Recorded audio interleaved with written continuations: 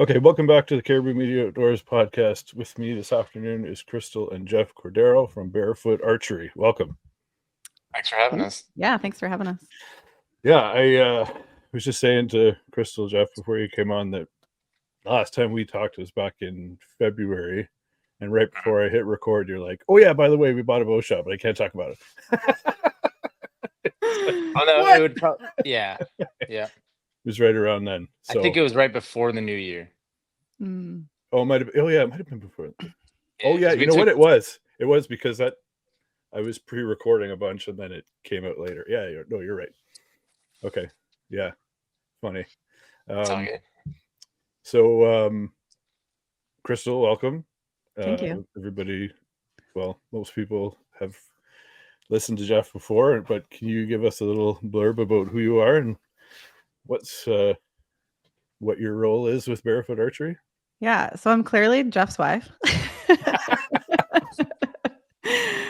So I'm actually an entrepreneur. I've been had a business, one business or another, since 2012.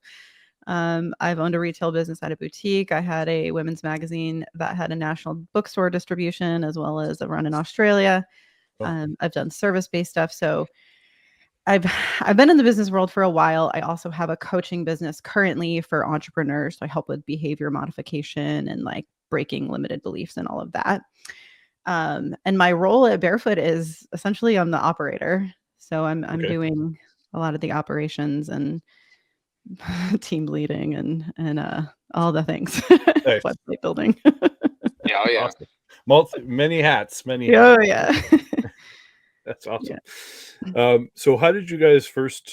So we come down to South Carolina. I'm in Ontario in Canada, but we come down to South Carolina every year. We have a timeshare down there.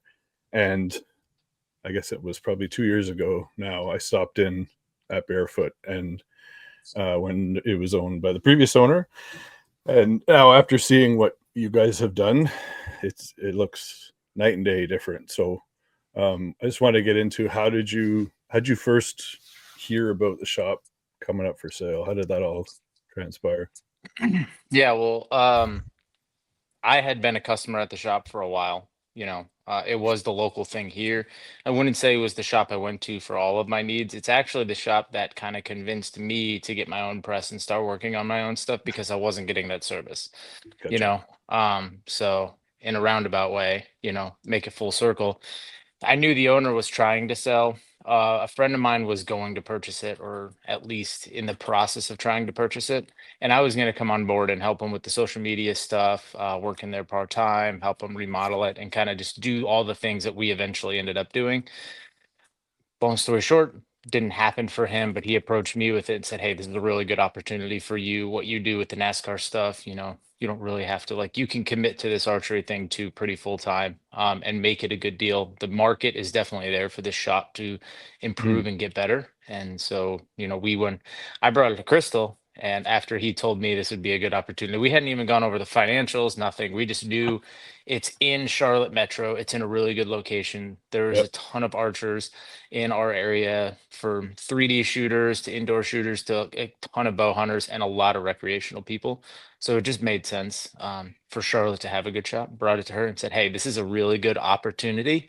It's kind of a diamond in the rough. There are a lot of things that need to change, but I think this would be a good opportunity for us business-wise. So we should probably look into this." And her thoughts were... Your response was? Yeah. My response immediately was absolutely the fuck not. Yes. Yeah. Just knee jerk, because when you are a wife of a husband who has hobbies that are incredibly expensive and he goes head first into them, he had a press and he did all this stuff, multiple bows. I'm like, no, this is just... Yeah. This is not we're not just going to extend your hobby to that level. But he was like, hear me out. He gave me some of the highlights and I was like, all right, I'll look at the financials. It's worth looking into. And there was just so much. Yeah. There was just so much low hanging fruit that I was like, oh, I hate that I think this is a good idea. Well, that's the part. It wasn't awesome. it wasn't like this. It wasn't like this very high operating, right. Right. business that was already like tapped out, like there wasn't a lot of room for growth. Mhm. You were just kind of keep it going on its scheduled pace. This was literally one of those, like, there's so much low hanging fruit here. If we don't do anything, except for the bare minimum once we get there, and being like better customer service and being better bow techs to people, even if we don't carry any products or change the store at all, we're Right. immediately going to get more people back into the shop and more customers. Right. So the moment you find out that it's yours now, what was that feeling like? Oh my God, we just bought a bow shop. We were separate when we placed the offer in, what was it, like late August, It was early September, and we got the answer like a few weeks later. Yeah. We got the answer a few weeks later, but I was in the middle of an elk hunt, and you were Oh, at home, and she sent me a message on my inReach saying we just bought a bow shop. And I was like, oh, okay, I guess he accepted our offer. So that was sweet. like, yeah. I I was had like, oh never wow, been all in right. the shop. Like I Oh, had never. Yeah. I had Never. never been in it. The first time I had been in the shop was after the offer had been accepted. Mhm. And I walked in and was like, oh no. I warned What her. this is I what we warned her. bought. What did Oh, we do? well, I love your video that you put out talking about how it was very important that it have an amazing bathroom. And I Women's agree. bathroom. Yeah. Oh, it's not for both. It's Men's just- bathroom hasn't changed. He We just didn't took care down some about the posters. He didn't care Oh, about that. He no, didn't care Men's about bathroom men's. hasn't changed. No. okay. No. No, But yeah, the women's room was, I mean, we almost had a marital dispute over it. Wouldn't go because that far. absolutely not. like a few days, it was the week that we were supposed to have our soft opening and like grand reopening, and he's like, yeah, I just don't think it's a priority to finish, like we'll finish it in time. And I was like, oh no, I will die on this hill. Like we need a women's bathroom that is nice and like Mhm. welcoming and like kind of cute, because I know for me, I'm not interested in going anywhere that has like a gross men's gas station-y bathroom. And that's what this was. So, Yep. and we have a ton of women, 50% of our team, women. And then we have a ton of women that come in just recreationally. And then also, wives, girlfriends of bow hunters and whatnot. So That's great. everyone thanks me for it. There you go. Sure. Another win in the crystal box. That's right. That's awesome. So the construction, you guys did a lot to the inside. What did you have to do there? Man, it's like, what's that movie, Fixer Up, or no, Money Pit, with the house, with the, where they're trying to redo it. Every time they like try to go do one other project, like they find more issues. That's kind of what ended up being like. It was like, all right, we're going to do the bare minimum. We're going to pull everything off the floor. We're going to tear the pegboard down. We're going to put up new slat wall because it's newer and it looks better. We're going to repaint. We're not going to do anything to the floor. And as soon as we started moving things off of the floor that had been there for years, tiles were coming up, and it was like, Yeah. it was unsalvageable. So that turned into I don't know, what was it, 10, 14-hour grinding experience, like actually grinding. We did all the work ourselves. A lot of it was, at the rate we were finding problems, to find a contractor to do it was going to be impossible in the timeline that we were under. So pretty much every time we came across something, it was like, okay, we have to do this, right? And I was fortunate enough, my dad had come down to help us with the remodel after about the first week. So the first week we took everything out of the shop, kind of got it all stripped down, kind of got a couple coats of paint on it as a base. And then we Did had the just floor. done the floor. Yep. So that way, putting everything back and building things back up, he was down there for that. So that helped out a ton. But as a whole, like, we were putting in hours and hours just from, as soon as I'd get up, I'd go to work as early as I could, work out, get the responsibilities done with the race team that I work for as fast as possible, and then get to the shop and work there until physically just couldn't work anymore. 10, 11 Wow. o'clock at night, get home midnight, get up at 5, go running again. Wow. It's almost like you're peeling an onion. Like there's a new problem every time you take something else down. Yeah, we live in a 100-year-old farmhouse, and it's kind of like, we'd love to renovate the kitchen, but what the hell is under there? Right? What are we gonna come across when we start taking the walls down? Right? Scary. Yeah. Yeah, we didn't have the luxury of time either. You know, our landlord, a lot of landlords, when you're new and you're taking over a spot or you're getting into a space, they'll give you some time to upfit, you know, they'll give you some leniency on the rent. And he was like, no, no. Pretty much. And so we were like, okay, I guess All right. we got 3 weeks. Let's do this. So it was 3 weeks for the construction? I think we did it in, it was like 22 days from the time we first closed the door, pulled everything out to reopen the door for business again. I think it was just about 20 days, 22 days. Mm-hmm. And how was it when we finally opened up? Was it a pretty good response from what you remembered from the old store? Or? Oh, I mean, Chrystal can attest to it because she's usually the one that hears a bunch of them, but we get a ton of people that are just, you know, like myself, like wouldn't go back to that store to get my bow work done. He did what he needed to do to kind of survive, but he wasn't he wasn't staying up to date with new products, industry trends. He would get the new bows because that's what was going to get people in the store. But when it came to like accessories, parts and pieces, philosophies on like how to set things up, it was the bare minimum. And again, it got him by because of the market he was in and the people that were around. But we get constantly, I mean, it's got to be every day. It's at least 5 people a day that come in that are like, I said I'd never come back here again. Or, you know, we're so glad you guys purchased a shop because I'm driving an hour and a half out of my way to go to another shop that I'm, you know, trying to get work done or trying to get parts and pieces from. And they want to support. That's the thing that I noticed the most is a lot of stuff. I feel like in the industry and other places, everything wants to go online. Everyone wants to get it online because it's cheaper. But then like the core people that come to the shop are like, we want to support the small business. We want to support the local shop because without you guys, this is all going to go away. So we want to support it. So that's awesome. Yeah, that face to face is so important too. Like, yeah, it's definitely getting lost on a lot of the newer generations, I think. But hopefully we can turn that around with shops like yours for sure. I think when I went in there, I was looking for a release, and it was something that was like pretty popular at the time. If it was over $110, he didn't have it. He didn't have it. He was like, absolutely not. I stopped carrying those years ago. I was like, oh, okay, cool.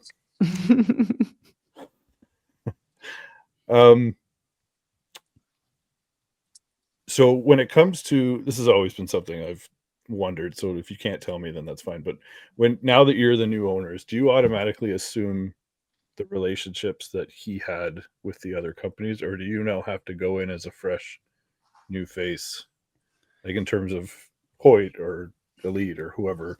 Do you have to kind of start from scratch, or does that just transfer over to you? Normally you would need to start over. Like we did have to create all new accounts, but a lot of them, because of where the shop was located and like the long-standing history, we had a couple of the major brands be like, okay, we're not going to make you do an opening order, and we're not going to, you know, and we'll allow like the transference, even though we had to create a new account. But I don't think that's necessarily typical. I was reminded of that many times. Yeah, I filled out $1 billion because they know what kind of traction they've got in the past from there. Yeah. Okay. Yeah. I think there was a lot of factors in that. Definitely being Charlotte Metro, big city, millions of people in the area. And again, that shop's been in Charlotte since 1966. So it's been around for longer than all your major bow brands. So it's definitely, they've carried Matthews in there probably since the beginning, you know, since it was McPherson. So it was kind of one of those, they want to stay there. You know, everybody, we wanted to keep them. They wanted to stay. So I don't think that again is industry, you know, I don't think that's a standard. I definitely think we were more the exception than the standard. But we were very happy. And that was another thing too, with purchasing the shop, we kind of got a hold of some of these brands ahead of time. And we're like, hey, we're looking at doing this. Is this something that you can work with us with? You know, we want to keep you, we want to keep essentially status quo.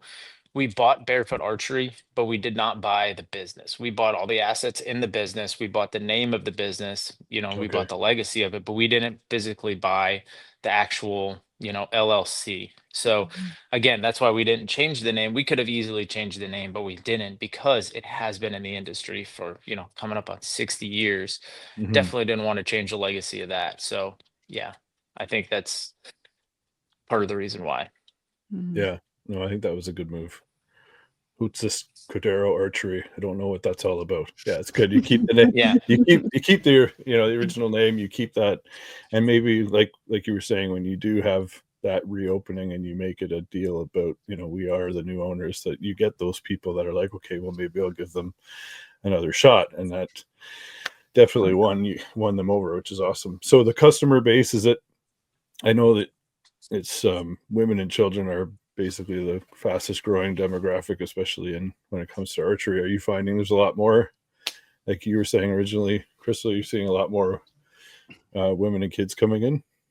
Especially in our range. I feel like we have two separate customers, like two very different customers. We have like the bow hunter, which still is very predominantly male. I mean, we do see some women in there, but then we have like the backyard archer, the recreational archer. And so our range is full. We have kids lessons, we got kids camp, things like that. And there's a lot of women and kids doing that. Yeah. That's awesome. So are you running? You're running camps and yeah. I'm doing I had a parent ask. A parent was like, "Oh, are you guys doing summer camp again this year?" And I was like, "Yes." Oh no. Yeah. Yes. Yeah. Absolutely. Of course we are. Why would you even ask that? Yeah, actually, I'm just about ready to release those details. And as soon as she leaves, I'm like, go to the girl that we retained from before, and I'm like, "Hi, camp? Like, how do we do this?" And she's been amazing. But yeah, just basically anytime someone wants something and it seems to make sense, or that was done before, and I'm like, could we do it better? I'm like, yes, we got this. That's true. And then leagues, like are there evening leagues going on there too? Right now we just finished up one. It was a it was the Sitka Summer Shootout, the Sitka store in Charlotte. They put up some prizes and we ran a 6-week league for that. That just finished up. As we start getting, I think a lot of people, since South Carolina opened for deer season already this past weekend, and then North Carolina deer season are open pretty soon. I think a lot of guys are really excited to get in the woods. But once we get around to that October timeframe, and deer movement starts slowing down until you get to the rut, and winter leagues start up, I think that's when we're going to start up our league cycle again. He had stopped running leagues pretty much right before COVID, and then never started it back up after that. But again, that's one of the biggest questions we get in the shop. Hey, you guys gonna run a leagues again this time around? Now that you guys are the new owners, and it's something we want to do. It gets people into the shop, and it's a good way to for the community to come together. The local guys to make friends, shoot together, and just kick it up. Are you finding people are coming in already knowing what they want, or do they have an open mind where they'll try out different bows before they land on the one that they walk home with? Both? Yeah. We definitely, you get the guy who comes in the shop who goes, I want the new, Matthews. I want the new Hoyt. What colors do you have? That's specifically like they come in the door, they already know they want it. Do you have it in this color, this draw length, this draw weight? If we got it, yep, got it. Set it up out the door. And then you get guys come in who, I haven't bought a new bow in 20 years. I have this old, mountain bow hunter, whatever, something old, like a Martin Cougar, I still got that. And then they're like, what do you do? Like, where do you go for that guy? And it's like, okay, well, let's just prepare to be amazed or prepare to be amazed. It's like technology's changed a lot in 25 years. Let's get you in a couple bows. And then we brought Elite in, which he didn't carry Elite in the past. So we brought Elite in, and a lot of people want to come because nobody around us has Elite really. So like they want to come in and shoot the Elites, and they want to see what they feel like, because they started to see, especially on the tournament scene, a lot of blue jerseys are coming out of our area in the country. So they want to kind of see what the guys they're shooting with or looking up to are shooting. And those custom builds that you're doing, and then you show them on the that's cool. Are those already have people already ordered those when you make them, or is that just something you do up to hopefully have somebody come in and buy? No, all those ones that we've done spinners on have been bows that were custom ordered or bows that we built for people. I will say, now we're getting into the busy season. I would love to do more of it. It's just you're just trying to you're halfway through a bow build, and then somebody else is picking out the parts and pieces for theirs. So you kind of go from one to the next. But we definitely want to do a better job at kind of highlighting that. It gives something else to the customer. Mhm. They feel like, oh man, their bow made it on Instagram, or their bow made it to the YouTube shorts, and it's something cool that they can repost to their friends. But it's good marketing for us. It gets, shows people like, hey, what we can do and the different builds, and you don't have to use the same pieces, or you do. Right. And Chrystal, I'm sure that getting into a business like this is kind of like drinking out of a fire hose. Oh, yeah. How have you found it thus far? So in the beginning, I knew absolutely nothing. Nothing. Nothing.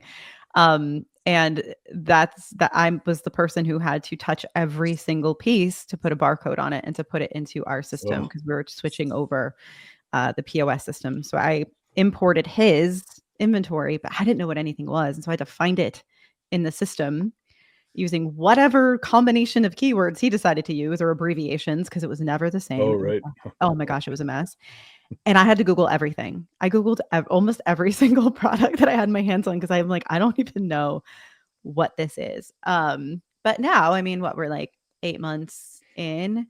I feel like I've picked up a lot of just like information, between dealing with all of that, listening to Jeff, listening to the guys that we have in the shop talk. So I can have like a pretty educated conversation about things. And if I don't know, then I'm like, let me get one of the boys, or I'll say something like, this is about as far as I can go with this, but the guys can explain this deeper to you. Because there's just so much I don't know that I don't know. Oh, of course. Yeah. She's learned so much. I had a proud husband moment, probably it was like 2 weeks ago. I was over there working on a bow. One of my other techs had a bow and a press, and we're cramming away trying to get stuff done. She's got a customer, she's talking to him, she's explaining the difference between QAD HDX rest and the QAD MX2 rest, and the benefits of each of them versus a whisker biscuit. And it was like, I sat there and I was like 6 That's months awesome. ago, she didn't know the difference between a whisker biscuit and a module for a cam. Like they were just like two wildly different things, because there's a world, like, she's been around archery because I've been in it, but she's never been like, I'm gonna figure this out, or I want to know the parts and pieces. I've tried to get her into a bow for whatever the last couple of years, and it's always been like, no, that's your thing. You just do your thing. I have my thing, and I'd respect that. And it was just funny to like be like, she's definitely picking up on it, and is she gonna be the person who's gonna set third axis under your site tomorrow? Probably not. But Definitely could she not. do it in about 6 months from now? Probably. We're getting there. I have We enough cut on my arrows, plate, we've sir. glued inserts. We can do that. But That's great. That's awesome. That's my wife's favorite word, is whisker biscuit, when it comes to archery stuff. She doesn't know anything about it either, or she doesn't know anything about. She's like, yeah. Do you have your whisker biscuit? I'm like, no, I've never owned a whisker biscuit before. It is a ridiculous word, so it is. I get it. So do you, now that you've been around this world, do you find you might pick up a bow one day, or are you still? What's really funny in this, like, I have gone on this rant to Jeff, and I won't reiterate the entire thing now. But we can hit the cliff notes. We got time. But I said to him the other day, I was like, it's really funny, because people will ask me if I'm going to pick up a bow, when I'm going to pick up a bow. But I was like, no one asks you when you're going to do payroll. No one asks you when you're going to build a website, learn how to build a website, or do employee self-evaluations. Or people assume that I do that. Yeah. Like, that's the worst part about it, is they assume that I do that kind of stuff. I'm the pretty face. I'm the guy who could put your bow together. But when it comes to ordering stuff and building a website, that's not me. Yeah. Like, I run I would expect, he's the face of the business. I would expect he would get credit for the whole thing. And that's, we know, it's fine. But I'm doing all of the things. And then it's like, oh, you want me to add this to my list of things to do? Because to me, that's work. It's knowing more, having more knowledge about work. Like, that's not a hobby necessarily for me that I am like gung-ho on getting into, but he has pitched me. He has pitched me on a YouTube series for his YouTube channel called Zero to Tack Hero. Oh, I like it. And because I no longer care about looking dumb and not knowing things in front of people, like, I just don't care. I've literally never shot a compound bow in my life. And I was like, I guess I'll do that for the first time on video. Sure. So we're talking about doing that. That Well, would it's be definitely cool, but happening. It's happening, he says. that would be cool. But I totally see what you're saying, and there's nothing to say that you have to pick up a bow now that you own a bow shop. But yeah, that would be that would be a cool video. Yeah. And I said that if I do, we're going to powder coat it. It's going to be pretty. I'm going to have sparkles on things. Like, it's going to be obnoxious. Like, It's going to be one of a kind. I want people to be like eye roll rage when they see my bow. Eye roll rage. Oh, that's funny. Yeah, I was my 16-year-old daughter, she's been shooting a bit, and she stopped for a little bit and grew a little bit in height, so I had to switch her draw length. So I thought, oh, this will be a cool video. We'll do a whole this is how you change your draw length kind of video, and I do it with her bow, and she's in the video with me, and then she draws back with the new everything set up to fit her properly, and then I realized at the last second that her hand placement is more of gripping than where it should be, and the string slapped her arm. The bow went down on the table. Oh no! Out she went. I was like, I'm done. Yeah, damn. Right? I'm done.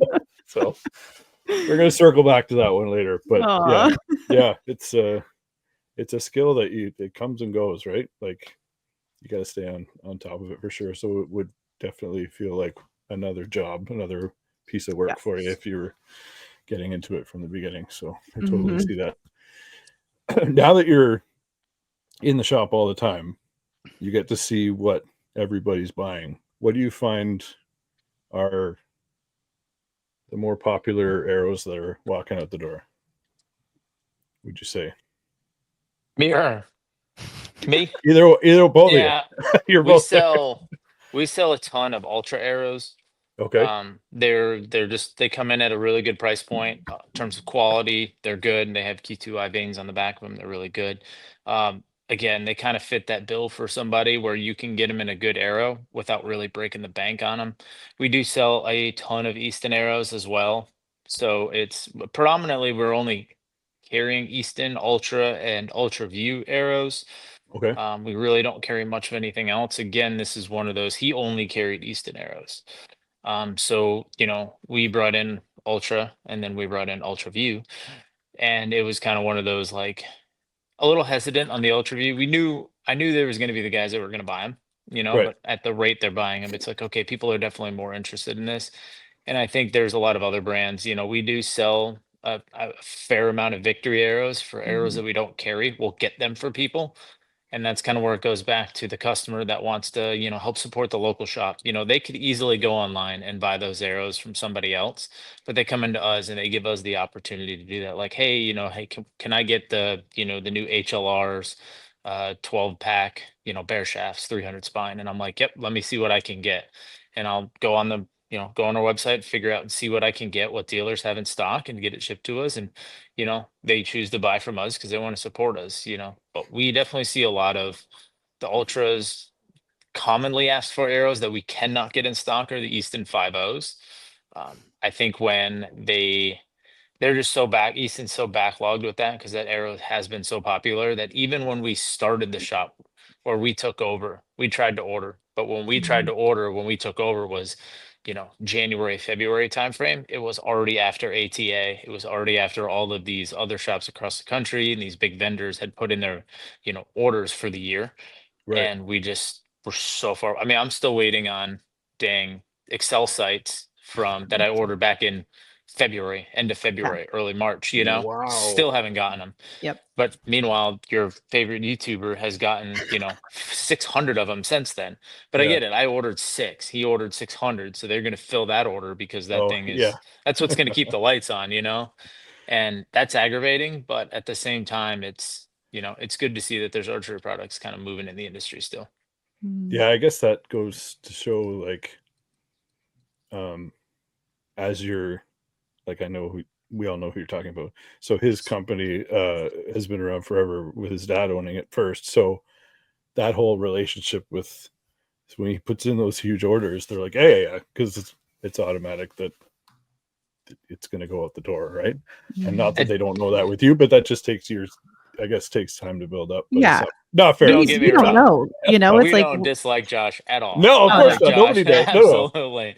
Yeah, I've shot with him at TAC and everything. It's just it's the nature of the business, right? And that's just I think with a lot of things, that's just how it Yeah. is. And but again, maybe he placed that 600, site order. I'm just making these numbers up. I don't know if it was 600, No, but no, let's say yeah. it was 100, and he placed that order from the get-go, and they have to make 100 sites and then they can get around to my 6, but he could have programmed those out. So they have to fulfill that order versus Mhm. whatnot. So Yeah, and it's we had just to take like a conservative approach because we just don't know, yeah. like we came into this Oh and yeah, like introducing new lines, like bringing in UV, bringing in Elite, and just like, oh, okay, this is the new site. Let's order a bunch of these. I don't know, Yeah. we just don't know how it's going to do. So we're definitely erring on the side of caution. mhm. And I totally understand not being prioritized for that.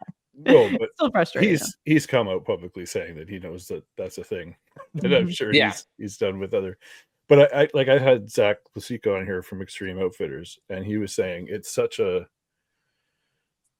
gamble. Like, how many am I going to sell? I don't know. He says I was lucky last year. I only had 2 bows from last year left that I had to get rid of. With being in an industry where there's a new thing every year, which I wish. Part of me wishes that they'd let it sit and breathe for a couple of years and then come out with something else instead of making these minor Mm.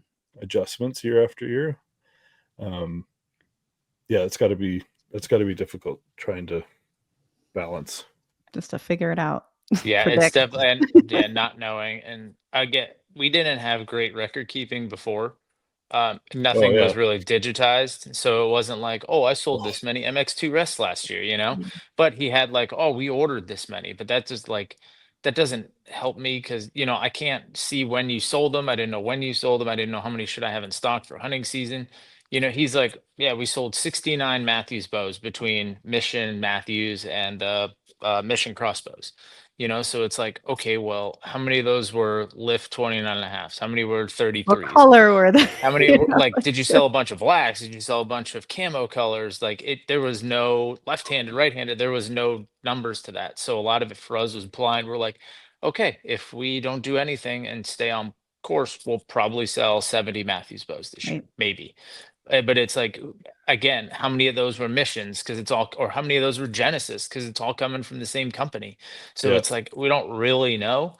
Oh boy. And this year, that's why Chrystal and what she has done with all of this has been, this is going to help us like going forward. And we highly recommend anybody who's listening, that's even if you're not a bow shop owner, if you have another business, is digitize all your records and itemize everything so that way you know exactly how much and what to buy. And Good we sat down the reporting. other day and we Mhm. pulled it up and she's like, okay, this is how many, MX2 Matthews MX2 rests we've sold this year. This is how many Hamsky Epsilons we sold. This is how many Q80, MX2s we sold. So we could go through all that list and be like, okay, now we can actually program out or figure out what we're going to need for next year and Mhm. Well, not feel like we're flying by the seat of our pants. Because one week we have 20 rests on the wall. The next week we have none because we sold them, but we didn't know we needed to keep 50 in stock, Mhm. right. And again, like she said, trying not to spread ourselves too thin and overbuying with inventory with the fear that, like you mentioned, like a lot of all the boat companies come out with something new every year. Just want to take a quick break to talk to you about a couple of things that I've been using that I think might benefit you. One is this Numa Outdoors gear. This is in their Kaza OV pattern, which is great whitetail pattern when you're up in a tree in the fall and late season. They also have a Kaza pattern which has more green in it, which is good for spring through to the fall. Numa has given me a code to give to you of Caribou Media 20, which will save you 20% at checkout. Another product here that I've been using for years now is the Bulldog targets. This is a Canadian made target. They're made in Manitoba. They have a lifetime warranty. I've used that warranty twice now on a couple of my larger targets that are outside. It's very simple, very easy. These targets are 2-finger removal every single time, which is incredible. Field point only target. Bulldog's been gracious enough to give me a 20% discount code to give to you at checkout. Use code BD20-Caribou-Media. That'll save you 20% on these awesome targets. Now back to the show. it doesn't necessarily mean all the accessory companies do, but you get Right. a couple years on the accessories and then they cycle. And there's really no rhyme or reason to like, is it going to be a 2-year cycle? Is it a 3-year cycle? It's kind of as they, make new Yeah. parts. They don't share But that with you. once you get the new thing, nobody wants the old thing anymore. So you get the MX Rest and then the Yeah. MX2 comes out. I still have MX Rests on the wall, from when he was there, that, it's really hard for me to sell that to a guy when the MX2 is available for roughly the same price. Mhm. So it's like, all right. Oh, God. Yeah, Such a gamble. it is. Oh my gosh. I can't believe there's nothing was digital. That's even worse. You're No. going through handwritten Well, scribble. and also, I mean, he did have inventory, right? Like he had inventory, Yeah. but it's really hard to decipher things because he would get a replacement, like a restock, and then he just create a new product. Or he would get another color of something and he'd create a new product and it wouldn't be named the same thing in it. So it was just like all this, like what even is this? Like thousands of SKUs that a lot of them didn't even make sense, or were spelled wrong or whatever. And so now it's like that has been a huge undertaking to just clean that up over and over and over. And as we get new stuff replaced and I have everything tagged so I know when it comes in and I know how long it's been sitting there, and just I'm a complete psychopath about data and spreadsheets and all of that because I want to know. It'll be helpful down the road as you're trying Mhm. to navigate all this for sure. Mhm. Was there anything? I know you said you brought in Ultra and Ultra V arrows. Was there any other products that you noticed right off the bat when you walked in? You're like, how could we don't have this? Why don't we have this? He had on the wall, if you walked around, which you had been in there, if you can decipher what was on the wall, because everything was kind of scattered. It wasn't really like, it wasn't like all your Mishmash. sites were here, all of your, rests were here. It was kind of like you had some stuff here, some stuff over there. It was definitely, he had I don't know if it was because of his age and how long he'd been in the industry, but he didn't have any of the higher end stuff because it's really expensive. It's expensive to buy, it's expensive to sell. Who's going to come in and buy a $700 sight for their bow? When 15 years ago, that's what the bow cost. Who's going to spend that kind of money just on a sight? He wasn't going to carry it unless it was like the one from Matthews that they send you with the preview pack that you have to pay for anyways. He wasn't going to go out and carry 6 different option of UV Matthews pin configurations for their sites. He didn't have any handheld releases that were over the $110 hand, or really anything that was worth a crap. He had some in there, but they're like the cheap. I would not recommend shooting it. And we try to get people out of them if we can. So we started carrying Stan, Carter, higher end Scott handheld releases, hinge releases. That's what I was there for. It was a Scott, one of the Scott ones, and he was like, "No." Yeah, but like he tried to sell me the True Fire like, Max Pro or something. I think it was the Spot Hog one that Cameron Haynes uses. Oh, the Boonie or the Hogfather, whichever one it was. Yeah. Anyway. Yeah. But it was just, he didn't really carry much high end stuff. And there's a market for it. There's guys that come in that want the best of the best. They don't really particularly care what it costs, or they justify the cost because of what it is. And, maybe their favorite YouTuber is shooting it, or the guy that they watch in the hunting show is shooting it, and they want that. And if there's a market for it, which he didn't have, and we have gotten a huge response from people coming in the shop that they're happy that we're carrying stand releases, Ultra V releases. We're carrying, multiple different sites that are over the $400 or $500 range that have, all your first, second, third axis adjustments, multiple different pin configurations, color, mounting options, the stuff that he wouldn't sell and he wouldn't get it for you probably if you asked, because he didn't want to carry the risk or the liability of carrying it, which again, if the community wants it, we're going to carry it. Right. Yeah. Beast Broadheads. Can't keep those things on the wall right now. People come in. It's the first thing they're like, "Oh, you got Beast? Yeah, okay, let me get a pack here. Let me get a pack there." It's like they're just flying off the shelf. Yeah. Yeah, I was just going to say, with hunting season being almost here, what are you seeing a lot of people coming in for? String the cables. You're like, no, you're too late. Yeah. Oh, it's Yeah, it's happening. I had someone, I quoted them a week because he had the string. I was like, yeah, like about a week, which I'm I mean, like, that's pretty great. And he's like, I can get it done faster. I was like, okay, good luck. Sounds good. yeah. So you had was it one employee from before, or did you have from the So original store? Yeah, so he had a couple of employees. There was one, his availability didn't really work for us, and plus we're trying to create a different environment. Right. But she's a professional archer. I mean, she's competitive. She was just at a tournament this last weekend. And she shoots recurve. And so I just sat with her, I talked to her, and I was like, oh yeah, she's a gem. We got to keep her. She works in the range. But other than that, we hired the rest of our team. We have 2 bow techs now. Nice. One came on in plus me, February. yeah. Besides Jeff. So we have 3 total. But one came on in February, and I had been going back and forth with this other guy, and just things weren't in line with his personal life. And so in about, what was it, May, June, when we were like looking to hire again for the season, I was like, I'm going to reach out to this guy before I cast a wider net. And he was like, it's actually the perfect time. And so he came on. Right. Yeah. And they're incredible. I mean, I talked to my Matthews rep the other day, and he was asking about, our bow techs, and I was like, they're amazing. I was like, everyone's standards are super duper high, like in line with Jeff. They're really knowledgeable. They love working here. They love working for us. And he was like, yeah, that's not normal. Like, I don't really see that. That's and I was not like, a really? thing. Good for you. Good for you for creating a positive work environment. I know, it's insane, right? Like, who would have thought? And I mean, you watch any YouTube videos, whether there's 100 ways to skin this cat on how to put bows together. But at the end of the day, we're all kind of like reaching for the same quality, whether you tie Noxets this way or that way, whether you like running a shorter or longer T loop, that's all personal preference. How you tie your peep in, it really doesn't matter as long as the peep is tied in, which was not a thing that happened in the shop previously, so it was, yeah.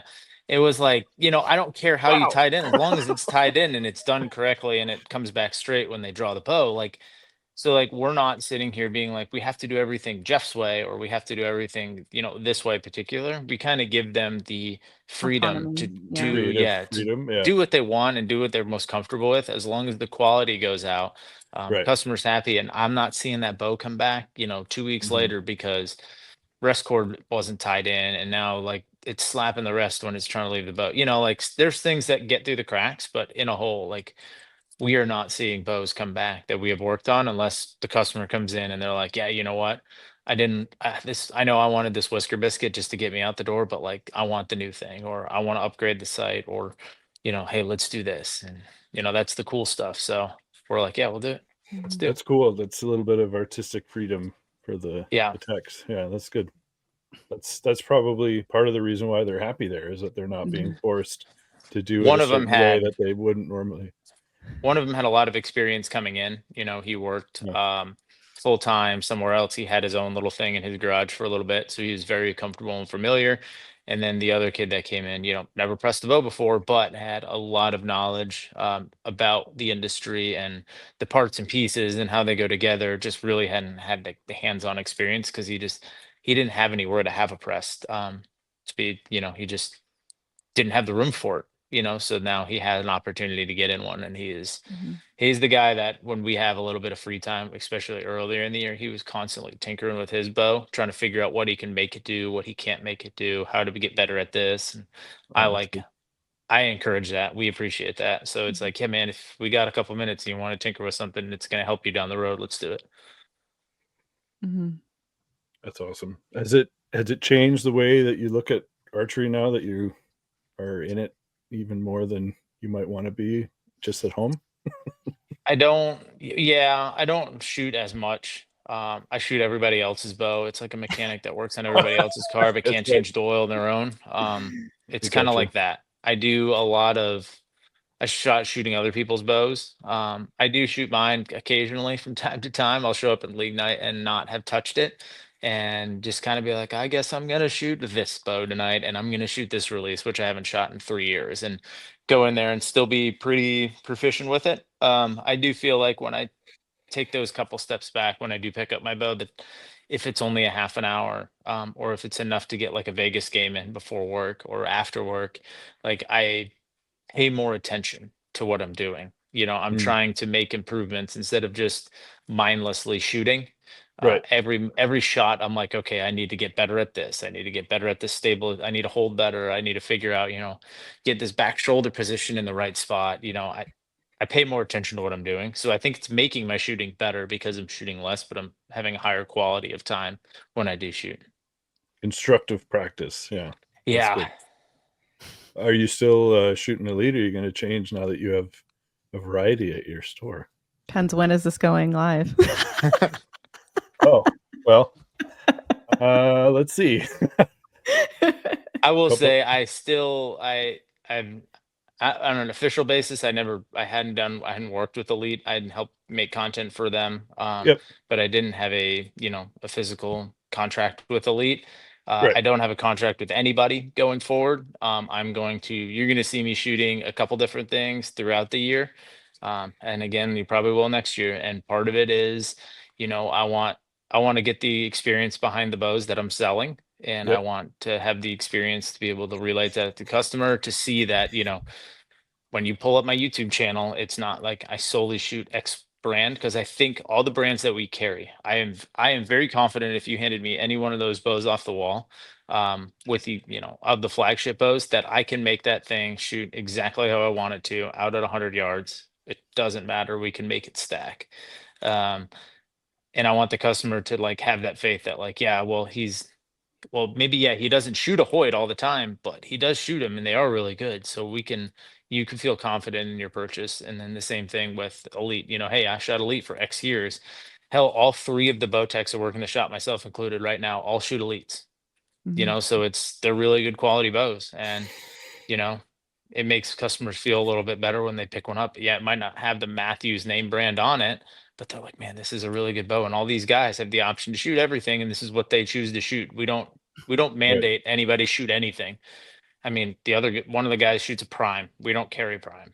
But I'm like, yeah, dude, you can shoot whatever you want when you're in here, like on league night, whatever. It's up to you. Yeah. It's like, so yeah, I'll shoot a couple different things this year for sure. Oh, that's good. A couple more questions. What's it like going to work with your spouse? Do you want to answer that, or you want me to? No, you I like both it. have to answer it. I love it. We don't hate each other. We No, I know. don't nag each other. We like spending time with each other. And at work, it's even we better. kind of, yeah, we both understand what we're good at and what we're not good at. And as I've need to do better, I don't do it all the time, but as long as we stay in our lanes, we both can work efficiently and effectively Mhm. together. Yeah. As long as we're not stepping over each other's toes. I think that's where like your husband and wife relationships at work kind of get spoiled, or tainted, is they try to undermine the other one and step over each other's toes. Again, I don't do the internet, I don't do I mean, I do the internet, but like, I don't do the back end internet stuff for the store and the buying and the purchasing and talking to the reps. That's not my lane. Sometimes I've had to talk to them just to like problem solve, but in the sense of all of that, like that's what Chrystal does. That's what she's really good at. That's what, the way her mind works in her business sense, she's really good at that kind of stuff. I'm also not having her coming out there and putting bows back in time and putting D loops on and, timing rest cords. Like that's not what she's good at. So she doesn't do it. She might say, hey, we need to get this one done, but it's Mhm. not like hey, you're not doing that the right way. You need to Right. do this. And I do the same with her. I don't try to step on her toes. I have a little bit in the beginning, but I learned. You're not allowed to talk to the Matthews rep. It's Chris's job. No, definitely not, because I'll No, order he's not. 50 bows. He I almost almost panic ordered, bought the yeah. other day, and I was like, Panic I'm bought. sorry. No. No 2 a.m. purchases. No. No. I love working with Jeff. I mean, he's my favorite person, like he's my best friend. He's my favorite person. I want to wear him like a coat, like I just love being around him. Facts. And so like getting to work with him is just really fun. Like I'm having a really good time. Like, yeah, we probably talk about work more than more than we need to. Naturally. Like I'll leave the shop, I'll be heading home, and he'll call me and we'll talk for 20 minutes, even though I was just there with him, or at home at night. And so, working on really creating more of that like balance in our marriage and our personal lives and the separation between that and business. But I've had a lot of people say like, oh, I could never work with my husband, or I could never work with my wife. And I'm just like, this is great. Like I just love it, and like you said, kind of like staying in our lanes, where I think it's, we don't really know the other person's like job, intimately from that perspective. And so I think in the beginning, Jeff not really having ever run a business, and he had a lot of questions, and there's some things where I'm like, I cannot explain this whole thing to you right now. Like this is like, please just trust me. And I know it's hard having someone be like, trust me, but it's like, I need you to trust that I've got this. No one's come and repoed the bows off the wall yet, so I think we're doing okay. Hey, we're doing all right. I don't know how the bills get paid, but they get paid. That's right. Yeah. The lights turn on when I hit the switch, so it's all good. Yeah. And even like running our team, it's like Jeff is a leader in the sense, he's on a NASCAR pit crew. He's a leader in the sense of like, hey, rise up to me. Like I'm going to set the example. And I'm a leader in the sense of like, I'm giving feedback. I'm doing the evaluations. I'm finding out what they need to support them to better, like help them be, better at their jobs, and finding out what their goals are, and do they align with us and our vision, and like really creating that, for our team. And so when it comes to like the running of a business aspect, that's definitely my jam. And he gets to just be him, he gets to do what he does best, and be the face and put together bows and have fun. And I think it really works. That's awesome. Yeah. As a right-handed person, but a left eye dominant shooter, so I have to shoot left. Do you guys have left-handed bows in stock? Dude. Oh, we got it. Really? Oh yeah. You're not my favorite shop. I got a couple. That was the thing. So like my dad's left-handed.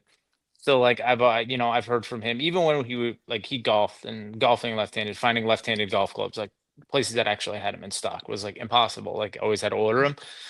Every bow shop I went into, you go look around, like I get how left-handed equipment can kind of be toxic, because it's either it sells or it doesn't. And when it doesn't sell and the new bow comes out, forget it. You're not selling that left-handed, 2-year-old bow that's brand new. You might not make cost back on it.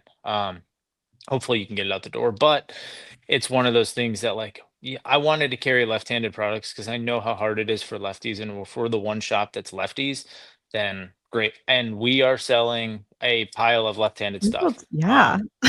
We get guys come in like, I'll build 2-3 bows in a row, and they'll all be they'll be lefty after lefty after lefty.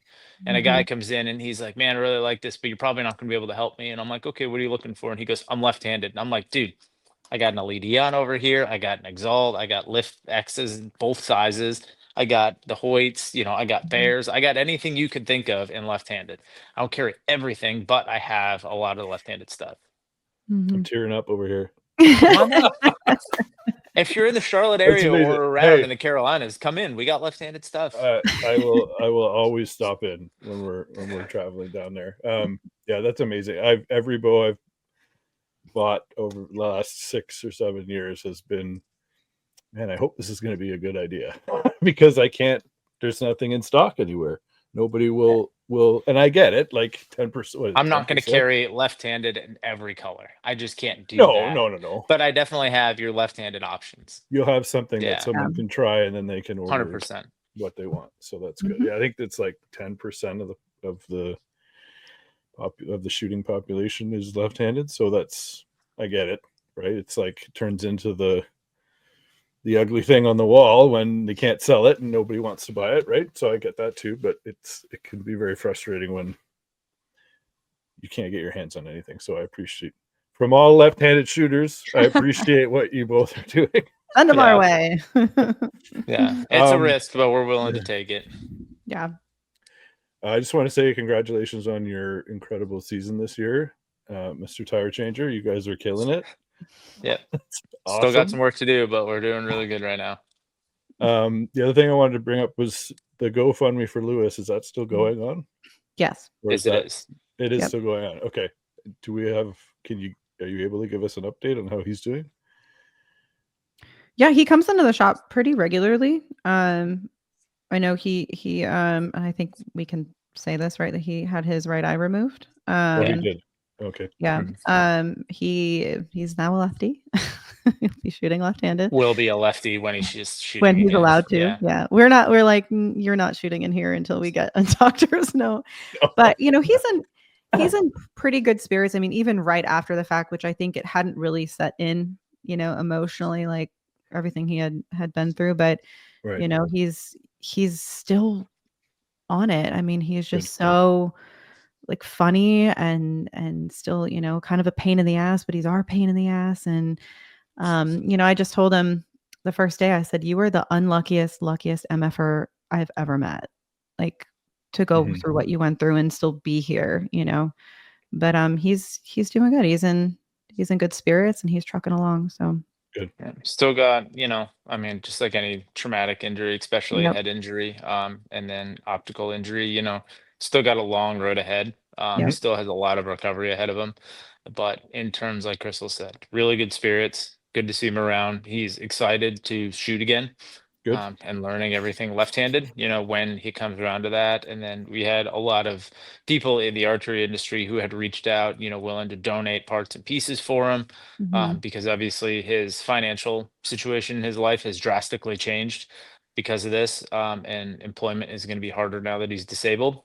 But he, like, again, the archery community as a whole, we raised, I think the GoFundMe is probably floating around 42,000. Our Okay. goal was 50,000. And again, that's a drop in the bucket compared to what it's going to be for medical bills and, everything else moving forward. Yeah. So he's doing about as well as you could hope. But again, still a long road to hoe. So anyone who wants to donate, we highly recommend the place to do it is to the GoFundMe account. It goes directly to him. We had a lot of other people reach out, wanted to do other things. If you want to do a arrow giveaway, you want to do custom arrows and you want to auction them off, and then all the proceeds go to that, put it right in the GoFundMe account. That's the best way to get a hold of him. Yep. Go straight to his bank account. Okay, good. I'll put the link. I didn't know if it was still active or not. Sometimes they shut those things down. So yeah, it's still going. It's just we've kept it up, and I mean we hit. I mean, the first couple of days it really flew up there, and I think it's just as life cycle of news goes on and people forget. But yeah, I know he's grateful for every dollar. We have a couple parts and pieces on our website, barefootarchery.com, that you can buy. It's an Excel, I think it's a couple Excel landslide sites, a couple releases, and they were donated to us from True Ball Excel, and all the proceeds for those are going right to him. We didn't pay for those products. We're not going to take any money from them. All the money from those are going to go right into him, into that GoFundMe account for him. Yeah, there's an automatic $100 discount too on some of those. When you put them into your cart, it just automatically takes $100 off because it's incentive. That's awesome. Yeah.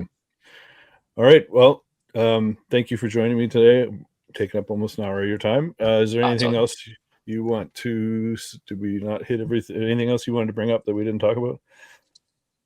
No. Nope. We're selling online. Barefootarchery.com. There's some things that as much as we can get up there, as fast as we can get it up, we're going to do it. We have a lot of stuff we're trying to do in the shop. So we're trying to get it all up. Barefootarchery.com. Bigger. It is. Yeah, it is. Follow us, social media. Yeah. Barefoot_archery on Instagram. Jeff Cordero _ on Instagram for myself, and Jeff Cordero YouTube, and then Chrystal. Just Xtal Rose, XTALROSE. That's my Instagram. Awesome. All right. Thanks. And I will be sure to stop in whenever I'm next in Charlotte, North Carolina. Awesome. Absolutely. Right. You'll be impressed. Oh, I already know I'm impressed just for the pictures. I'm like, oh my God, you guys have done so much work. All right. Thanks. Have a good day.